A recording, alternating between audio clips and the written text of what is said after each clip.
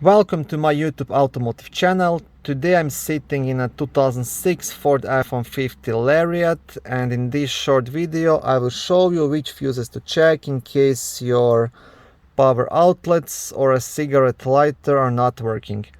This video will apply to Ford F-150s made from 2004 all the way up to 2008.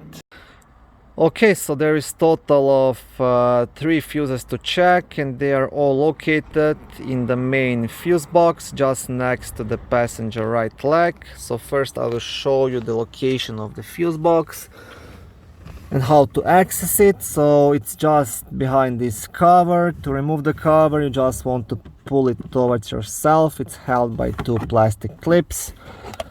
Now you will get access to the fuse box cover. The easiest way to remove it is with a flat screwdriver or something similar. So you just want to pry it down here and pull it straight up, and it will just pop out. Now on the cover itself you will have a nice small fuse diagram, which can also help you locate a specific fuse.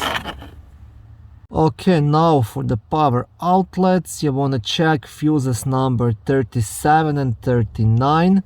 These are both 20 amp fuses. This is the fuse 37 and this is the fuse 39.